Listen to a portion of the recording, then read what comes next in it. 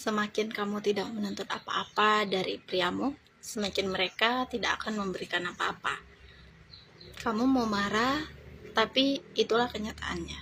Dan aku sudah menjalani pernikahan rumah tangga ini selama hampir 7 tahun.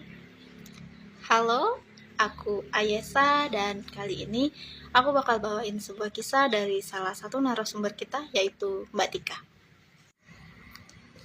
Sejak pertama kali Mbak Tika nginjakin kaki di rumah suaminya, dia nggak pernah yang namanya dibelikan skincare, guys. Jadi Mbak Tika ini hanya diberi nafkah berupa untuk beras, terus minyak, makan, pokoknya kebutuhan sehari-hari lah, guys.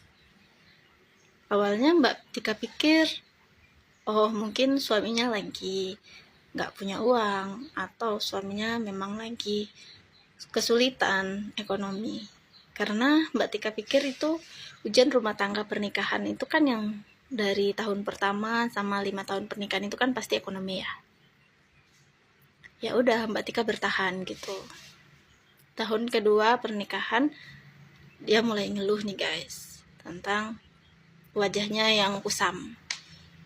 Ada flek di mana-mana, di wajahnya itu udah banyak flek gitu. Karena ya istilahnya dia nggak punya perawatan yang maksimal gitu. Sementara dulu waktu gadisnya Mbak Tika ini adalah orang yang sangat cantik, yang sangat dirawat dengan baik oleh kedua orang tuanya. 3 tahun pernikahan, ujiannya itu nggak lagi di ekonomi nih, guys. Keuangannya udah membaik, tapi suaminya makin pelit. Dia beli macam-macam kebutuhan untuk dirinya sendiri, kayak rokok, pancing, speaker, ataupun barang-barang yang memang untuk pria gitu, baju dan segala macamnya. Disinilah hati Mbak Tika mulai tergores, karena setiap kali suaminya beli barang, dia nggak pernah dikasih, guys. Dan itu membuat Mbak Tika sakit hati. Itulah pertama kali mereka bertengkar. Tika cari pembelaan nih, guys, ke mertuanya. Tapi nggak ada satupun dari mereka yang ngebela Mbak Tika. Mereka cuma bilang, ya udahlah, wajar orang laki-laki yang cari duit, ya wajar kalau dia ngabisin duitnya sendiri gitu. Dan gongnya Mbak Tika lagi-lagi bertahan karena dia udah punya anak, guys.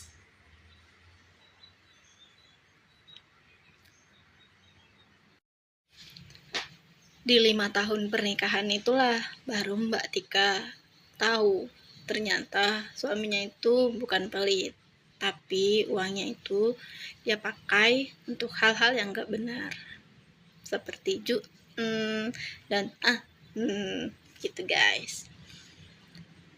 Di situ Mbak Tika udah mau cerai, guys, tapi ujian datang. Mbak Tika kehilangan kedua orang tuanya. Kedua orang tuanya meninggal dalam kecelakaan yang tragis. Dan sampai sekarang Mbak Tika itu tetap coba bertahan dengan rumah tangganya yang dia pikir udah toksik ini, guys. Karena dia udah gak punya siapa-siapa lagi, guys. Orang tua udah pergi dan dia cuma punya anak. Dalam pikiran Mbak Tika itu, di usianya yang sekarang udah 30 tahun, gak mungkin ada orang yang mau nerima dia lagi. Bahkan setelah aku katakan sama beliau, Mbak pasti bakalan dapat yang terbaik, Mbak pasti bakalan dapat yang lebih baik kalau Mbak mau ngelepas. Tapi Mbak Tika tetap milih bertahan, guys, karena dia ingin anaknya punya rumah tangga yang utuh, punya keluarga yang utuh gitu.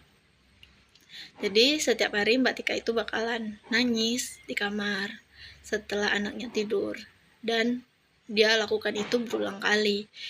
Sekarang Mbak Tika ini lagi dekat sama pencipta, guys, lagi dekat sama Allah. Mbak Tika lagi merayu sama Allah biar suaminya itu berubah. Doain ya, guys, biar suaminya berubah. Dan semoga pikiran Mbak Tika juga terbuka. Jika mungkin suaminya nggak berubah, mungkin takdir mereka ya harusnya berpisah. Aku nggak jahat gitu, guys. Aku juga mengalami yang namanya rumah tangga toksik gitu. dan aku juga istilahnya berada di dalam lingkaran itu. Tapi aku benar-benar udah mati rasa. Ya begitulah guys, yang namanya kehidupan. Dan cerita Mbak Tika ini benar-benar buat aku mikir, ternyata yang lebih susah, yang lebih menderita dari aku itu ada banyak guys. Segitu dulu video kali ini, dan terima kasih udah menonton. Jangan lupa untuk like, komen, subscribe. Dan kalian yang punya cerita-cerita terbaru, cerita-cerita dalam rumah kalian bisa kirim ke deskripsi di bawah ini. Sampai jumpa guys, dan see you.